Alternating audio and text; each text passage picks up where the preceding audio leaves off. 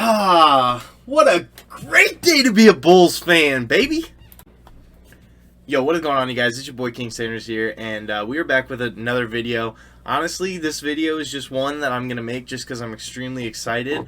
As of right now, it is December 30th, so tomorrow is New Year's Eve, so if you guys are celebrating, make sure that you guys stay safe but have fun. That's kind of the important part. Obviously, 2020 has been a really crappy year, so hopefully that 2021 can turn that right around, make it a much better year. But as of right now, it is the 30th. As of last night, the 29th, the Chicago Bulls actually got their first win of the season. Now, it was against a team that has not yet won a game, but there is plenty of upsides. So, I am going to roll the highlights in the background, just so that way you guys can kind of take a look and, you know, watch everything as we go. That's probably really loud. They win. There we go. They're happier. Winning cures everything. The tip is controlled by the Bulls. The officials tonight: Kevin There we Scott, go. Mitchell Irvin, Okay, and sorry. Haywood Workman. But, so, as of right now, yes, the Chicago Bulls have actually won a game. They secured their first win against a team that has not yet won, but there is still a lot of promise. So, because of this, if you think about it, the Chicago Bulls, even though, like I said, yeah, they suck, but they actually just beat a team with two all-star caliber players. I mean, Russell Westbrook, as we are all aware of Mr. Russell Westbrook, he's a walking triple-double every single night. He just does a little bit of everything, and he does it all really, really well. He can rebound the ball. He can score the ball, obviously, with will. He's fast. He can play make. Has that beautiful dime right there. But, yeah, he can do just a little bit of everything. So, I don't really have too much to say about it, but I am extremely excited. I liked what we saw from a lot of players. Zach LaVine had a very good game. Markkanen actually had a pretty decent game. Coby White almost put up 20. Zach LaVine, I think, put up, if I remember correctly, I want to say 25. I don't know. 25, 6, and 4, something along that stat line.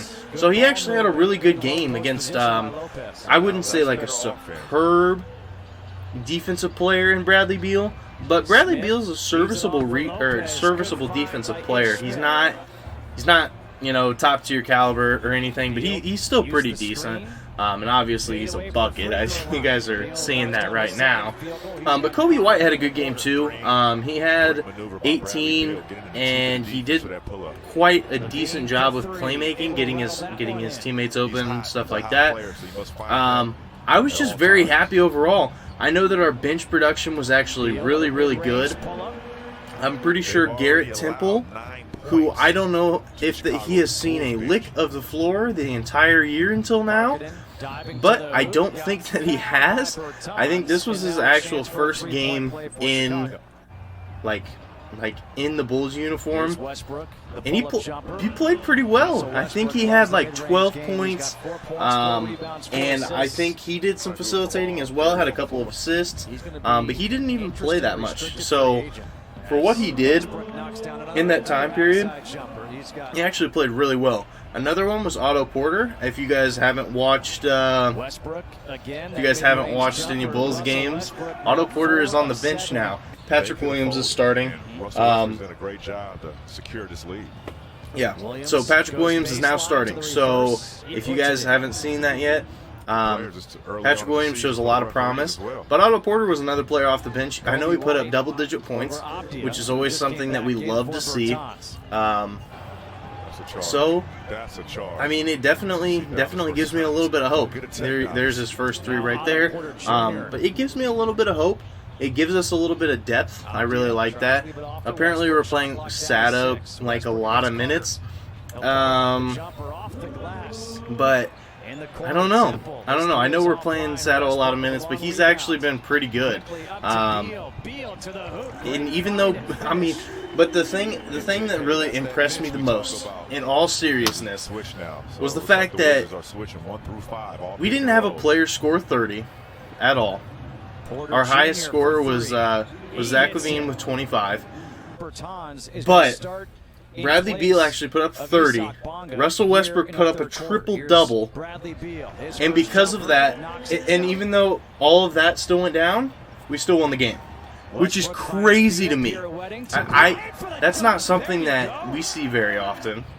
First of all, Bulls win. Second of all, if any player goes off, we usually don't have a person to match it. We just don't. We don't have a player that's going to go out there and drop a crazy amount of points except for LaVine. So the fact that all the Bulls were pretty... Oh, and Wendell Carter Jr. actually had a double-double, which was very good to see as well. So I was very happy. I was very happy by this game. Obviously, some players like Bertans are on like a minutes limit. I know that, you know, like, and so the Wizards were just dealing with some stuff. They haven't won a game yet, which is obviously doesn't make it very appealing win. But I do think that if we can beat the Wizards again tomorrow, which, so I guess for you guys, because when you guys will see this will be on New Year's Eve. So, because of the fact that you're seeing it on New Year's Eve, it'll be like later today, technically. On New Year's Eve is when they play. Oh my, Zach LaVine, man, he's got bunnies! God, I love Zach LaVine. But he's so good. He's so good. But if we can win again tonight, then I genuinely think that we're in a really good spot. Now, I will probably only make videos when the Bulls actually win. So, because of that, it probably won't happen very much. But, hey, if we can just, you know, I'm predicting, this is my prediction for the Chicago Bulls this year. I think that the Chicago Bulls are probably going to win in a 72-game series, or season, sorry. If it was a 72-game series, that would be terrible. That'd be so boring to watching them play the same team 72 times. Okay, but anyway. Genuinely, I think they'll probably win 24 or 25 games. They're still going to be very bad, but I am one of the biggest diehard Bulls fans on the planet. I ride or die for my Chicago Bulls. I have a Kobe White t-shirt jersey. I'm gonna get a regular jersey. I just haven't yet. I have Wendell Carter Jr. jersey that I got last year, Markkanen jersey that I got 2 years ago, and then I have my Zach LaVine jersey. So I'm a diehard Bulls fan.